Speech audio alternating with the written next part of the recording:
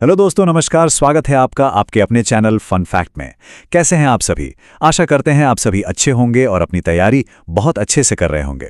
दोस्तों, हम भारतीय संविधान को पढ़ रहे हैं और उसी सीरीज को आगे बढ़ाते हुए आज हम अनुच्छेद 106 से 110 तक पढ़ेंगे। संसद कानून बनाती है, ये तो हम सब जानते हैं, है ना? लेकिन क्या कभी सोचा है कि सांसदों का वेतन कौन तय करता है? या जब लोकसभा और राज्यसभा में किसी बात पर सहमति न बने तब क्या होता है? आज हम इन्हीं दिलचस्प सवालों के जवाब खोजेंगे। तो चलिए शुरू करते हैं। तो सबसे पहले बात करते हैं अनुच्छेद 106 की।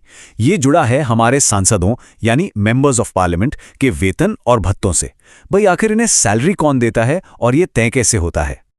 देखिए, इसे समझने का एक बहुत ही आसान तरीका है। सोचिए, जैसे कोई स्कूल अपने टीचर्स की सैलरी तय करता है या कोई कंपनी अपने कर्मचारियों का वेतन तय करती है। ठीक बिल्कुल उसी तरह हमारा संविधान संसद को ये शक्ति देता है कि वो कानून बनाकर अपने सदस्यों के वेतन और भत्ते खुद तय करे। तो इसका सीधा सा मतलब ये हुआ कि संसद समय समय पर कानून के जरिए सांसदों के वेतन की समीक्षा कर सकती है और अगर जरूरत लगे तो उसमें बदलाव भी कर सकती है। तो याद रखने वाली बात यह है कि ये शक्ति पूरी तरह से संसद के ही पास है। अच्छा, अब जब हमने सांसदों के वेतन की बात कर ली है तो चलिए अब उनके सबसे जरूरी काम पर चलते हैं, और वो है कानून बनाना। अनुच्छेद 107 हमें यही पूरी प्रक्रिया समझाता है। देखिए, कोई भी नया कानून अपनी यात्रा एक प्रस्ताव या प्रपोजल के रूप में शुरू करता है। इसी प्रस्ताव को विधेयक या बिल कहा जाता है। आप इसे एक कच्चा ड्राफ्ट समझ सकते हैं जिस पर अभी चर्चा होनी बाकी है। तो एक विधेयक कानून बनता कैसे है? ये सफर ना कई पड़ावों से गुजरता है। सबसे पहले इसे लोकसभा या राज्यसभा में पेश किया जाता है। फिर उस पर होती है लंबी बहस और चर्चा। इसके बाद होता है मतदान यानी वोटिंग। अगर एक सदन इसे पास कर दे तो विधेयक दूसरे सदन में जाता है और वहां भी यही प्रक्रिया दोहराई जाती है। जब दोनों सदनों से पास हो जाता है तब ये राष्ट्रपति के पास जाता है और उनके हस्ताक्षर के साथ ही ये विधेयक अधिनियम यानी कि एक्ट का रूप ले लेता है और कानून बन जाता है। लेकिन इस पूरी प्रक्रिया में एक बहुत महत्वपूर्ण एक्सेप्शन है, एक अपवाद है जिसका जिक्र हम आगे करेंगे। वो ये कि पैसे से जुड़े विधेयक, जिन्हें हम धन विधेयक या मनी बिल्स कहते हैं, उन्हें सिर्फ और सिर्फ लोकसभा में ही पेश किया जा सकता है, राज्यसभा में नहीं। अब यहां एक सवाल उठता है कि क्या होगा अगर लोकसभा और राज्यसभा किसी विधेयक पर सहमति ना हो? तो हमारे संविधान निर्माताओं ने इस स्थिति के बारे में भी सोचा था और इसका समाधान हमें मिलता है अनुच्छेद 108 में। जरा कल्पना कीजिए, लोकसभा ने एक जरूरी विधेयक पास कर दिया लेकिन राज्यसभा ने उसे खारिज कर दिया, या फिर उसमें कुछ ऐसे बदलाव कर दिए जो लोकसभा को मंजूर नहीं। बस इसी स्थिति को गतिरोध या डेडलॉक कहते हैं। तो ऐसी सिचुएशन में क्या होता है? क्या वो विधेयक हमेशा के लिए अटक जाता है? नहीं, अनुच्छेद 10 राष्ट्रपति को एक विशेष शक्ति देता है। वो दोनों सदनों की एक संयुक्त बैठक या जॉइंट सिटिंग बुला सकते हैं।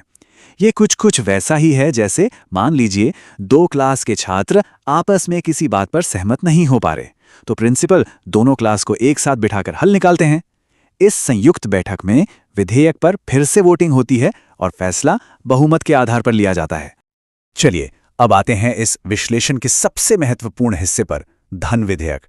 अनुच्छेद 109 और 110 में पैसे से जुड़े विधेयकों के लिए एक खास प्रक्रिया दी गई है जो सामान्य विधेयकों से एकदम अलग है। तो सबसे पहले ये जानना जरूरी है कि आखिर ये धन विधेयक होता क्या है। इसकी परिभाषा हमें अनुच्छेद 110 में मिलती है। और एक बात याद रखिएगा, हर पैसे से जुड़ा विधेयक धन विधेयक नहीं होता। जरा इस स्लाइड पर ध्यान दीजिए। अनुच्छेद 110 के अनुसार धन विधेयक सिर्फ वही विधेयक होता है जो पूरी तरह से इन मामलों से जुड़ा हो, जैसे कोई नया टैक्स लगाना या हटाना, सरकार का कर्ज लेना, भारत की संचित निधि यानी सरकारी खजाने से पैसा निकालना, या फिर किसी खर्च को इस निधि पर भारत घोषित करना। यह टेबल बहुत अच्छे से दोनों का अंतर बताती है। देखिए, धन विधेयक सिर्फ लोकसभा में पेश हो सकता है। राज्यसभा इसे ना तो खारिज कर सकती है और ना ही इसमें कोई बदलाव कर सकती है।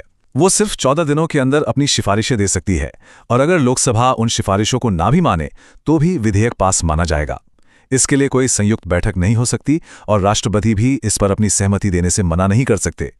इससे यह साफ है कि पैसे के मामलों में लोकसभा के पास कहीं ज्यादा शक्तियां हैं, क्योंकि इसके सदस्य सीधे जनता द्वारा चुने जाते हैं। इसका एक बहुत चर्चित उदाहरण है चुनावी बॉन्ड योजना। सरकार इसे एक धन विधेयक के रूप में लाई थी।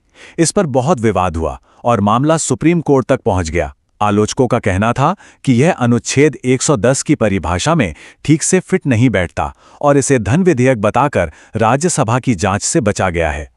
यह उदाहरण दिखाता है कि यह परिभाषा असल में कितनी महत्वपूर्ण है।